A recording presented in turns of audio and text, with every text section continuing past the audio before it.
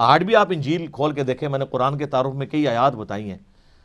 Gospel of John جو ہے، یوحنا کی انجیل، جو 4 چیپٹر ہے نا، ان میں سے ایک یوحنا کی انجیل ہے، اس میں چیپٹر نمبر 15 سے 18 تک موجود ہے. عیسیٰ ابن مریم کہتے ہیں کہ مجھے تم سے بہت کچھ کہنا ہے لیکن ابھی تم متحمل نہیں ہو ان باتوں کے.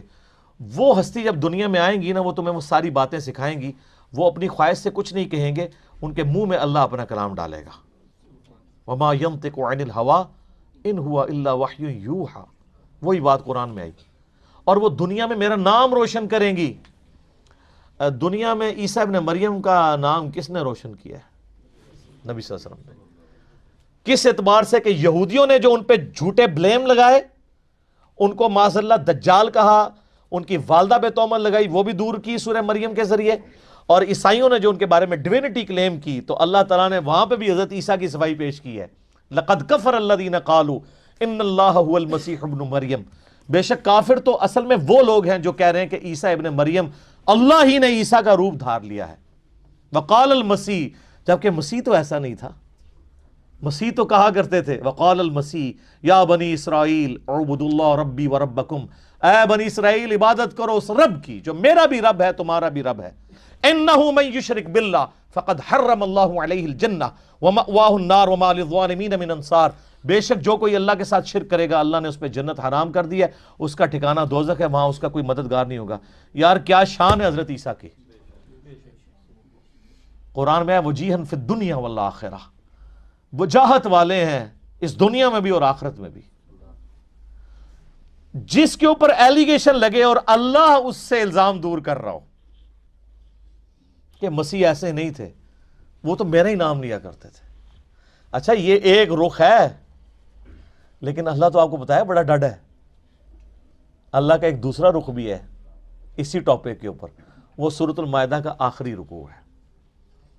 قیامت کے دن جو حضرت عیسیٰ اور اللہ کی ملاقات ہونی ہے، سر وہ بندہ کانپ اٹھتا ہے. وہ جب یہ چیپٹر آتا ہے نا، اس میں جب زندگی شروع ہوگی، وہ جو ناول کا میں نے تعارف کروایا تھا، اس میں انہوں نے اس کو فلمایا ہے، آڈیو ریکارڈنگ میں، ریٹن فارم میں. حضرت عیسیٰ ابن مریم، اللہ تعالیٰ فرمائے گا اے عیسیٰ کیا تو نے کہا تھا کہ تجھے اور تیری ماں کو میرے سوا معبود ٹھہرا لیا جائے؟ ہائے ہائے ہائے. حضرت عیسیٰ علیہ السلام کی اس وقت کیا حالت ہوگی. ہم کہ یا اللہ میری اتنی صفائیاں تو نے دی ہیں، تجھے نہیں پتا؟ سر یہ توحید کا معاملہ بہت سینسٹیو ہے، اتنا سینسٹیو ہے کہ اللہ تعالیٰ اس لیول پہ اترا ہے سورۃ المائدہ کی آیت نمبر 17 پہ کہ اگر اللہ ارادہ کرے عیسیٰ کو، اس کی ماں کو اور جتنے زمین میں ان کو موت دے دے، تو اللہ کا کوئی کیا بگاڑ لے گا. تم کہتے ہو عیسیٰ مشکل کشا ہے، اللہ چاہے تو عیسیٰ کو مار دے، اس کی ماں کو مار دے، اور سارے بزرگ بابے جن کے بارے میں تمہارا عقیدہ ہے سب کو موت دے دے. اللہ کوئی نہیں کچھ بگاڑ سکتا.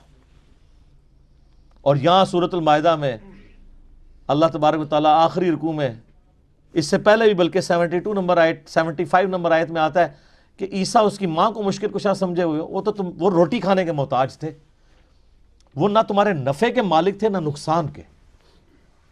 اللہ کہہ رہا ہے عیسیٰ اس کی ماں روٹی کھانے کے محتاج تھے.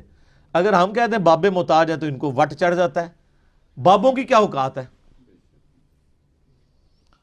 بابے تو عیسیٰ ابن مریم کی جوتیوں کی خاک کے برابر بھی نہیں ہے، بلکہ آپ میں سے کئی لوگ ہیں جن کی جوتیوں کی خاک نہیں ہے، جو شرک کرنے والے بابے، جنہوں نے اپنی عبادت کروائی.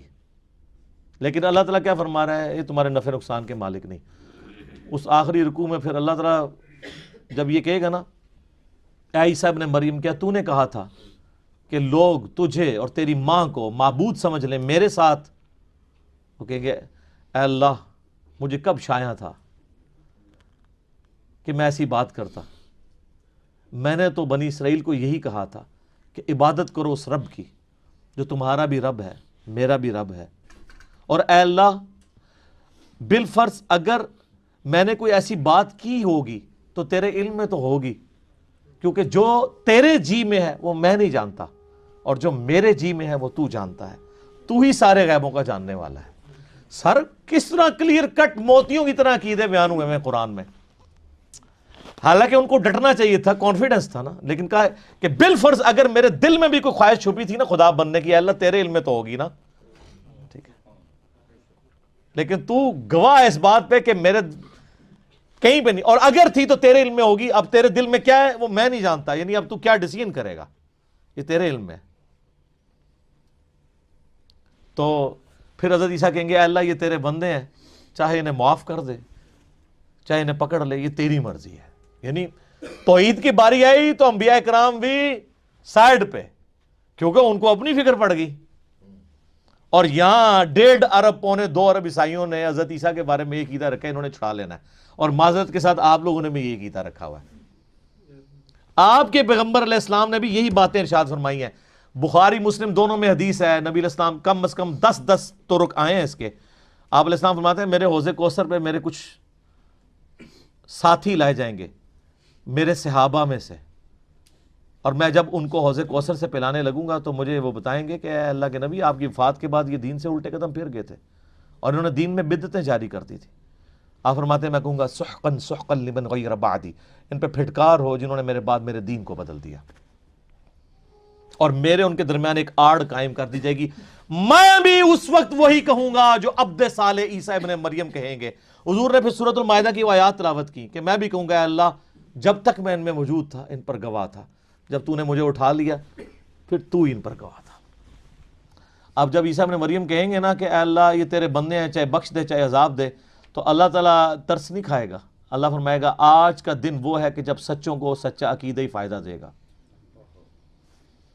یہ کوئی سفارش کام نہیں آئے گی اگر کسی نے شرک کیا ہوا۔ بخاری مسلم دونوں میں حدیث ہے، اللہ تعالیٰ نے ہر نبی کو ایک دعا دی تھی مقبول، اور اللہ نے یہ پرومس کیا تھا کہ یہ ایک دعا تو میں قبول کروں گا ہی کروں گا، تو ہر نبی نے اپنی وہ دعا دنیا میں ہی ایگزیکیوٹ کروا لی۔ حضرت نوح علیہ السلام نے دعا کر کے اپنی امت پہ عذاب لے آئے، اس طرح باقی اور پیغمبروں نے بھی۔